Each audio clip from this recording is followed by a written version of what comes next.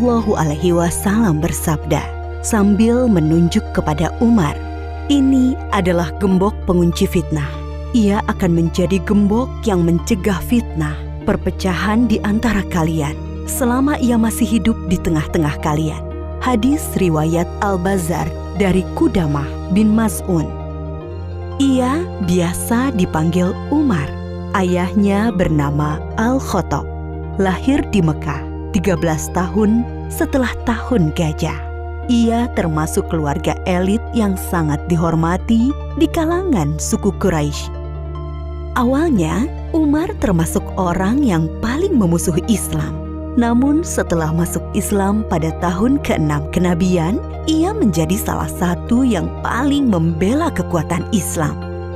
Dengan masuk Islamnya Umar bin Khattab, Allah telah menjawab doa yang telah dipanjatkan Rasulullah Shallallahu Alaihi Wasallam 2 hari sebelumnya. Ya Allah, kuatkanlah Islam dengan Umar bin Khattab atau Amr bin Hisham, yakni Abu Jahal.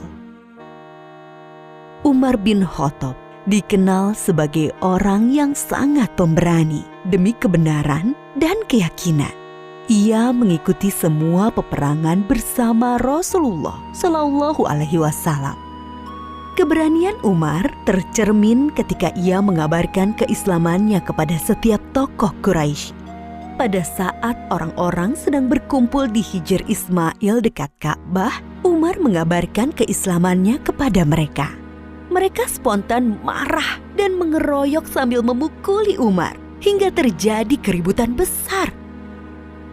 Ketika Umar akan hijrah, ia membawa busur panah, kemudian pergi tawaf mengelilingi Ka'bah 7 kali. Lalu Umar dengan terang-terangan mendatangi kelompok-kelompok orang Quraisy seraya berkata, "Wahai wajah-wajah kusam, barang siapa ingin ibunya kehilangan anak, anaknya menjadi yatim, dan istrinya menjadi janda, temui aku di belakang lembah." Dan tak seorang pun berani mengikutinya. Umar bin Khattab juga dikenal sebagai orang yang sangat lembut hatinya, sangat berhati-hati dalam tindakannya. Abdullah bin Abbas menjawab pertanyaan tentang siapa Umar bin Khattab. Ia laksana burung yang terbang dengan sangat hati-hati. Ia selalu memandang bahwa seluruh jalan yang akan dilalui penuh dengan perangkap dan jebakan yang akan menjauhkannya dari Allah Subhanahu wa Ta'ala. Itulah sebabnya Allah membimbingnya dan banyak memberikan karomah, yaitu hal luar biasa yang hanya diberikan Allah kepada para kekasihnya. Sehingga beberapa kali ucapannya direspon oleh Allah Subhanahu wa Ta'ala. Di antara karomah Umar bin Khattab yang diberikan oleh Allah Subhanahu wa Ta'ala kepadanya, yaitu pada suatu hari ia mengirimkan pasukan perang yang dipimpin oleh Sariyah. Setelah sekian lama pengiriman pasukan, ketika sedang menyampaikan khutbah Jumat di Masjid Nabawi di Madinah, tiba-tiba Umar berkata, "Hai Sariyah, ke gunung, ke gunung, ke gunung." Hadirin yang di dalam masjid pun saling berpandangan dan merasa heran.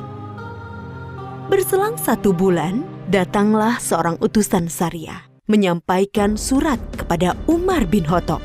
Ia menceritakan bahwa pasukan Islam saat itu sedang terdesak di dekat gunung di daerah Nahawan, sebuah tempat yang jauh dari Madinah, dan mendengar seruan Khalifah Umar radhiyallahu anhu. Lalu kami berlindung di gunung, dan Allah memenangkan kami atas musuh-musuh kami. Kisah karomah Umar bin Khattab yang lain adalah ketika Gubernur Mesir Amr bin Al-As mengirimkan surat kepadanya. Amr bin Al-As telah menghapus kebiasaan orang-orang Mesir yang mengorbankan seorang gadis untuk Sungai Nil. Namun belakangan hari setelah itu, air Sungai Nil mengering. Lalu Umar bin Khattab menjawab surat gubernur Mesir itu sambil melampirkan sebuah catatan kecil yang bertuliskan, "Dari hamba Allah, Amirul Mukminin Umar bin Khattab, amma ba'du. Hai Sungai Nil, jika engkau mengalir karena dirimu sendiri, maka janganlah engkau mengalir.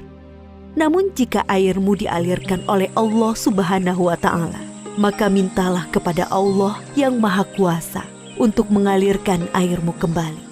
Setelah Amr bin Al-Ash melemparkan catatan Umar tersebut ke dalam sungai Nil, lalu Allah Subhanahu wa Ta'ala mengalirkan air sungai Nil dengan sangat deras. Di kalangan para sahabat dan orang-orang dekatnya, Umar dikenal sebagai sosok pemimpin yang sangat sederhana dan sangat bersahaja. Hal itu tercermin dari pernyataannya ketika ia menolak pemberian para sahabat karibnya berupa budak perempuan untuk membantu tugas-tugas rumah tangganya. Umar berkata, Tidak pantas Amirul Mukminin memiliki seorang budak perempuan. Itu tidak halal baginya. Sesungguhnya ia adalah harta milik Allah. Tidak ada harta Allah yang halal bagi Umar selain 2 setel pakaian. Setelan untuk musim dingin dan setelan untuk musim panas. Dan aku tidak pernah memakai pakaian itu untuk berhaji atau umroh. Adapun makananku dan keluargaku sama dengan makanan orang Quraisy, dari kelas yang tidak terlalu kaya dan tidak terlalu miskin. Selebihnya aku hanyalah seorang lelaki dari kaum muslimin. Umar mendidik keluarganya untuk bersahaja. Ketika ia datang ke rumah salah seorang anaknya yang bernama Ashim, Umar melihatnya sedang makan daging. Umar bertanya, Apa ini? Aku ingin sekali makan dengan daging. Jawab Ashim, Apakah setiap makanan yang kau inginkan akan kau makan? sergah Umar. Sungguh, seseorang dianggap sebagai pemboros jika ia selalu menuruti apa yang diinginkannya. Imbuh Umar. Bahkan Umar mengharuskan para pejabatnya untuk bersikap sederhana dan bersahaja. Jika Umar mengangkat seorang pejabat negara, ia menuliskan kontrak politik. Isinya sang pejabat tidak boleh hidup di atas standar masyarakat umum, baik kendaraan, pakaian, maupun makanan. Umar memegang jabatan khalifah, yaitu pemimpin tertinggi umat Islam, berdasarkan wasiat dari Abu Bakar Asy-Siddiq pada tahun 13 Hijriah. Di masa pemerintahannya, Umar banyak menaklukkan kota-kota besar di beberapa negara di benua Asia dan Afrika, seperti kota Himsho, Aleppo, Antokia di Suriah, Basrah, dan Kufah di Irak, Tobariyah di Yordania, dan beberapa kota lainnya di Mesir, Libya, dan Maroko. Jasa-jasa Umar bin Khattab untuk kaum muslimin sangat banyak. Ia telah menetapkan dan menuliskan penanggalan Islam yang kita kenal sekarang dengan penanggalan Hijriah. Ia juga yang mendirikan Baitul Mal, yaitu lembaga tempat pengumpulan dana-dana kas negara. Umar membangun kota-kota besar seperti Kufah, Basrah, Jazirah, Syam, Mausil, dan mengangkat para hakim di sana, serta melengkapinya dengan kantor-kantor administrasi.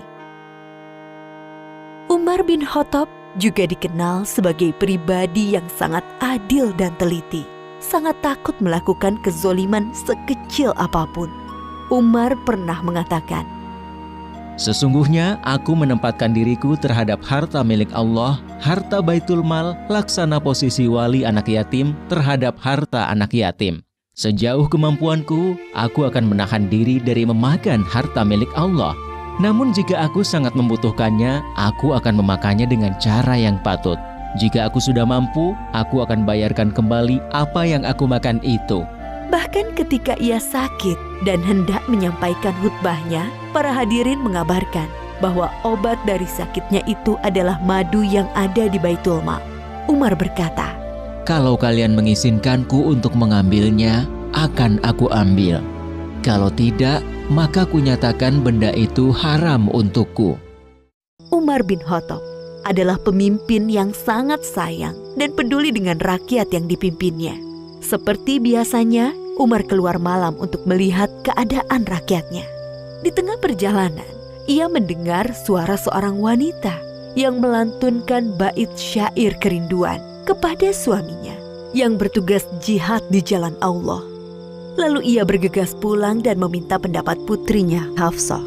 Seberapa lama seorang wanita sanggup menahan kerinduan terhadap suami? Setelah mendapat jawaban dari Hafsah, ia segera menulis surat kepada para panglima yang bertugas di medan perang untuk memulangkan para pasukan mujahidin ke rumahnya setelah bertugas selama 4 bulan. Umar bin Khattab meninggal pada tahun 23 Hijriah. Ketika hendak memimpin sholat subuh, ia ditikam oleh seorang budak Majusi dari Persia yang merasa diperlakukan tidak adil dan dendam dengan Umar. Ia bernama Abu Lu'lu'ah. Menjelang ajalnya tiba, Umar berkata, Ketahuilah, sesungguhnya aku ingin keluar dari dunia ini dengan timbangan yang seimbang. Tidak terlalu memberatkanku dan juga tidak terlalu meringankanku. Ia melanjutkan, Andaikan aku memiliki emas sebesar bumi, niscaya akan kupakai sebagai tebusan kengerian perjalanan yang akan kuhadapi.